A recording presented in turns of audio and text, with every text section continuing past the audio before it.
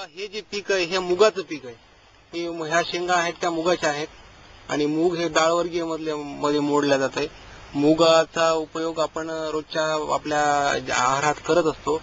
मूग हे अतिशय पौष्टिक आणि शरीरासाठी आवश्यक असं एक डाळवर्गीय पीक आहे. ही गाय आहे आणि ही संकरित गाय आहे आणि ही जवळपास आता ही 2 वर्षाची झालेली कारवड आहे. ही अजून काही हे करत नाही. 2 वर्षाची झालेली आहे. अतिशय उत्कृष्ट आहे. त्याच्यानंतर एकंदर किती दूध देईल समजा? हिच्या आईकडनं आम्ही 5-6 लिटर 12 लिटर दूध दिवसातून दूध काढतोय. ही एक वगार आहे मुरा म्हशीची. हिची जात मुरा आहे. सर्वोत्कृष्ट अशी म्हैस आहे. हिची आता ही पण 2 वर्षाची वगार आहे आणि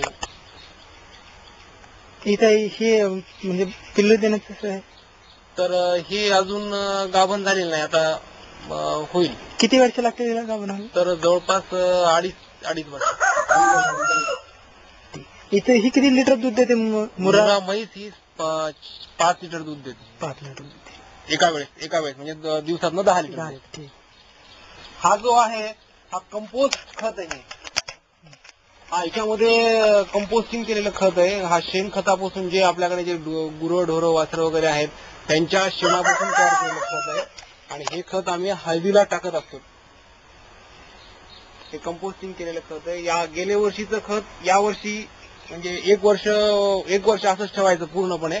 याच्यामध्ये सुपर फॉस्फेट दाणेदार आणि अजून कंपोस्टिंग करणारे जीवाणू जे असतात कंपोस्टिंग जीवाणू या खतामध्ये टाकायचे. त्याच्यामुळे 1 वर्षभर असंच ठेवायचं. 1 वर्षानंतर मग ते आम्ही पिकाला देत असतो. म्हणजे इथं तुमचा रासायनिक खतापेक्षा पारंपरिक खताचा वापर केला ना? खताचा आमचा भर जास्त रिझल्ट चांगले असतात. हळदीला रिझल्ट चांगले येतात. भरपूर रिझल्ट येतात.